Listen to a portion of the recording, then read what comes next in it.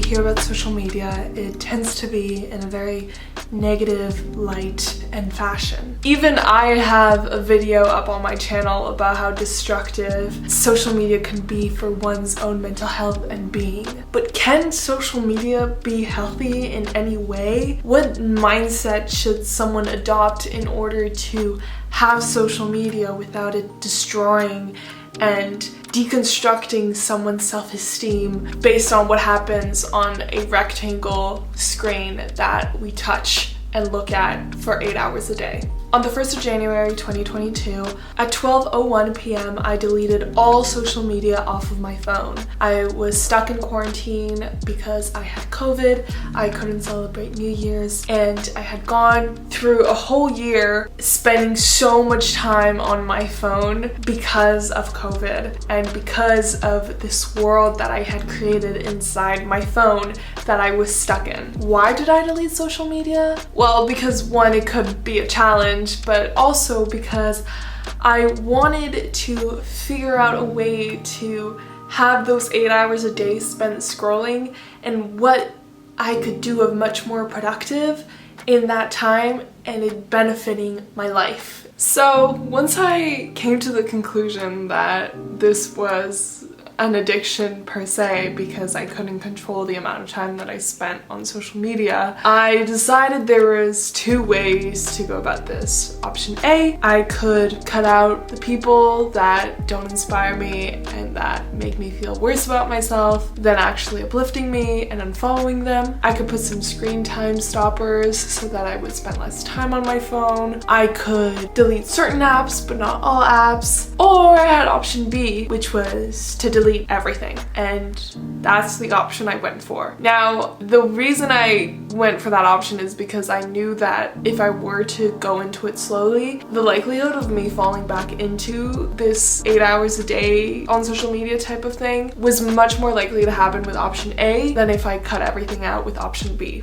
When I decided to take action over this issue and cut everything out, I had just lost contact with a close friend and I was somewhat kind of not really dumped by someone I kind of really liked. So it was a kind of a need for me to restart and to go about New Year's fresh, and New Year's in itself is a scam, but I'm not going to talk about that here. But it just felt like the right moment to kind of just start over. That's what I did. I needed that rip the band-aid off method, so I deleted everything off my phone, and I thought this was going to be so very hard. Boy, was I wrong. It was the best decision that I did for myself at the time. It made me weightless. It made me do things without purpose, and I can't extend how much that experience made me grow into myself and being comfortable with life around me. And even though I am back on social media now, which I will talk about later, and why I went back on it, even looking back on the time that I didn't have social media, I'm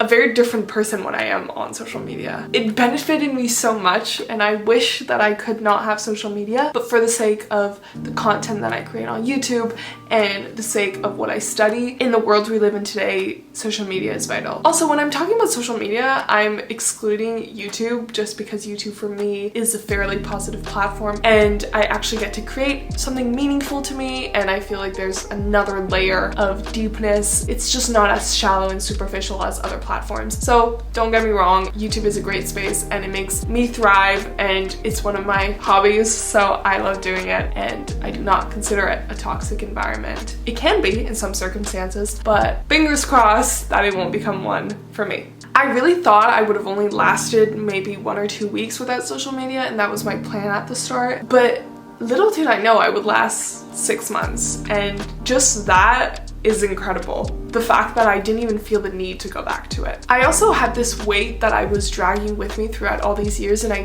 didn't even realize that I was dragging with me. And it was just this weight of anxiety that comes from seeing other people's lives all the time and being overstimulated with all this information and FOMO and all this news that we're seeing on the media, and how do we know if it's fake or if it's real or if it's over dramatized or if it's not dramatized enough or if it's not talked about. Why are we seeing certain things and not other things? Many things were overwhelming, and to not have that overwhelming sense and that pressure to have a feed and to talk to people and to reply to stories and to comments and to like, and if you didn't like that picture, oh, are they still friends with me? It's just this whole world that is apart from real life. I was desperate to get away from it. It was also very interesting to me because when I look back now on my camera roll from the time that I didn't have social media, my camera roll is almost empty from January 2022 to July 2022. And all the very few pictures that are in between that time are single shots, which means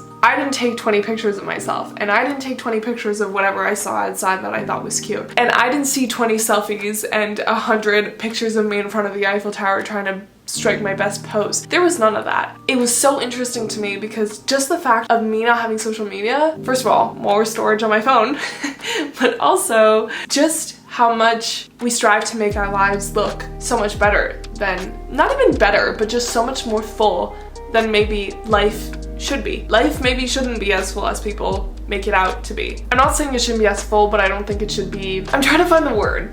Like, it's not as cool as people make it out to be. Like, sitting in the moment is great. You don't need to be overstimulated all the time. You can just sit with your thoughts, and that brings me to my next point, which is I actually had to learn to sit with my thoughts, because what I do, and what I'm sure a lot of you guys do, is, oh, I'm sad, I'm gonna distract myself and I'm gonna scroll. Like, I remember I would be in like mental breakdowns and I would open my phone and I'd just start scrolling and I'd be at the end of my mental breakdown. Like, that's it. Like, my mental breakdown would just stop because I had this distraction. And people might be like, oh, well, that's such a good thing. But also, is it really? Because imagine you're writing an essay and then suddenly your essay just stops and then you submit it. There's no conclusion. You're not drawing anything from it. You're not sealing it up. You're not closing that wound. You're just leaving it open. Learning to sit with your thoughts and being sad and having no distractions and actually needing to feel those emotions in you and work through them by yourself. Insane amount of growth. Insane. Another thing was I started saving money by not being on social media. And this might sound weird and you might be like, why? Well, because everything you see on social media is advertised to a certain extent. Trends are advertised. Ads are advertisements. Everything you see, you want. As soon as you're on social media, you get sucked into the vacuum of trends and then you want to be trendy. And even if you don't do it consciously, subconsciously, you still want new clothes so that you don't repeat outfits on Instagram. I started saving a ridiculous amount of money and it was awesome. It was awesome. And I actually have money in my savings again now. I just had less clothes, less junk, less things I didn't need. And I even started decluttering. I sold a bunch of clothes and I gave away a bunch of clothes, and I don't feel this need to like follow trends anymore. Even now that I'm back on social media, I just don't feel the need to do that, because I realize and I'm conscious that it's a vacuum. I started also reconnecting with hobbies that I had, such as playing the guitar, singing, or spending more times on my videos, or things like that. I just started spending so much more time on things that actually got me somewhere and that actually made me productive. People who will reach out to you, regardless of if you have social media or not, will reach out to you. And I'm not talking about a reply from your story saying, oh my god, cute fit, or whatever. I'm not talking about that kind of relationship that you have with someone.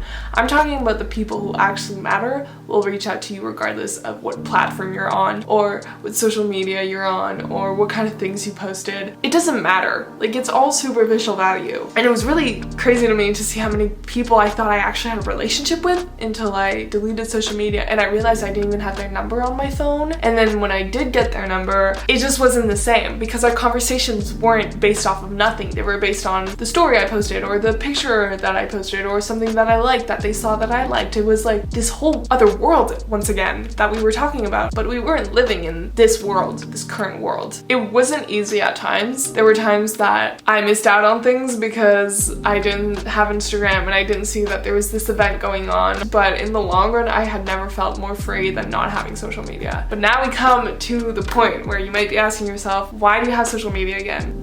We all have a choice in life, and I think that it's not okay for me to just blame it on society and blame it on the way our world works today. But in the life that we live today, especially in what I study and in what I do on YouTube, media is it. and social media is part of media, obviously, and I need that in order to grow, and I need that in order to have opportunities and to be out there. And even today, a lot of places would much rather see what your Instagram account looks like than your CV. I also want to reach more people. It's also a way for me to communicate with you guys, because some of you send me DMs and all that, and it was really important for me to have that connection with the people who watch me. And life isn't off the grid the way I wish it was. It's all an illusion at the end of the day, and somehow we're all sucked into it. I knew that I would need to re-download social media when I was traveling around Europe with my friends over the summer. We went to this huge art exhibition in Venice called La Biennale. It's where they display art from like 50 plus artists from all around the world, and it's very mesmerizing experience, and I would highly recommend going. But when I went there, I was chatting with someone who was working there, and I was like, how did you get the job? And they were like, through an Instagram opportunity. I knew then that that was something I needed to do if I wanted similar opportunities. And so when we arrived in Barcelona with my friends a couple days later and we were sitting in a restaurant, I re-downloaded social media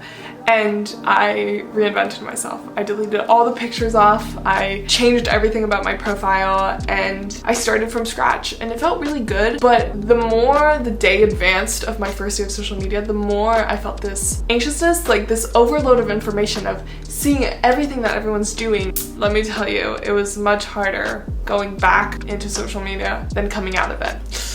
So, all that to say, after 21 minutes and 11 seconds of talking, how do we make social media healthy again? And how can I go about making social media a healthier place and not taking the radical way of cutting it all out and not telling anyone and living my life without social media and struggling to find job opportunities? How do I go about not deleting everything and keeping that possibility there while still maintaining a healthy balance of social media? How do I go about this? I made up two lists. I made up a list of things that I hate about social media, and I made up a second list stating what I hate about social media and how to fix what I hate about it. Since it is the end of September, starting on October 1st, I am doing a 30-day challenge, or 31. How many days are there in October? 31. I am doing a 31-day challenge. 30 sounds better though. Okay, 30. Since it is the end of September and October is starting very soon, I am doing a 30-day challenge of